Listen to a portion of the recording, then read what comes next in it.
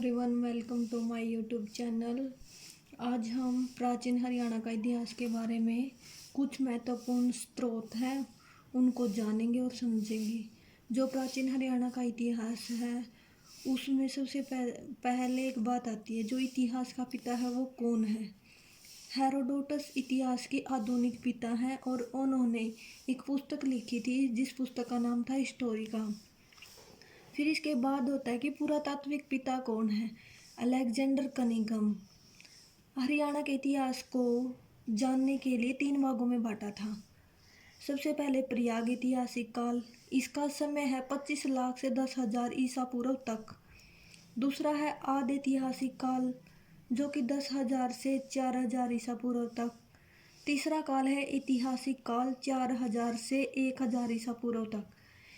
इसके बाद जो पाषाण काल है, पाषाण ऐतिहासिक काल, लिखित साक्ष्य नहीं मिलते हमें, लिखित साक्ष्य नहीं मिलेंगे तो इसको पढ़ा भी नहीं जा सकेगा। जो कुछ पुरातात्विक साक्ष्य मिले हमें उनके आधार पर प्रयाग ऐतिहासिक काल की जानकारी मिलती है। जैसे एक C14 विधि मिलती है, उसे एज ज्ञात की जा सकती है। और एक आगे चलकर पाषाण काल आता है, प्रयाग ऐतिहासिक काल में पाषाण काल। पाषाण काल को भी 3 भागों में बांट दिया जाता है, पूरा पाषाण, मध्य पाषाण और नवपाषाण।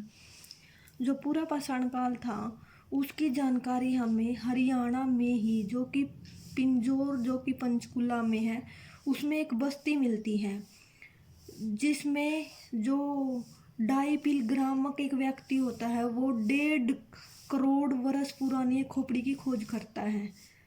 वही पूरा पाषाण काल का पुरातात्विक साक्ष्य माना जाता है। फिर है नवपाषाण काल। नवपाषाण काल की क्या पहचान थी? इसकी पहचान थी हरियाणा में एक सीसवाल सभ्यता मिली है जो काफ़ी पुरानी है और इसकी खोज की थी 1968 में सूरजबान एक व्यक्ति ने। यहाँ पर क्या क्या मिला है? तांबे के साक्ष्य, मनके, मृत्युभांड और मिट्टी के बर्तन आदि मिले हैं।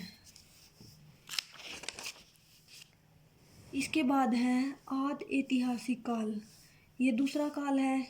इसमें लिखित साक्ष्य तो मिले किंतु उनको भी पढ़ा नहीं गया। क्यों नहीं पढ़ा गया? आदि ऐतिहासिक काल का महत्वपूर्ण उदाहरण हड़प्पा सभ्यता है।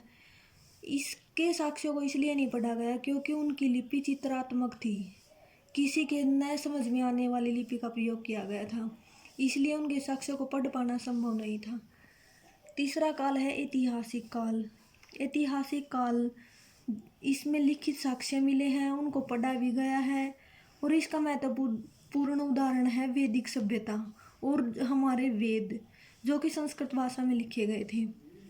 इसके बाद हम पढ़ते हैं मनुस्मृति के अनुसार हरियाणा के अन्य नाम थे जो इस प्रकार हैं।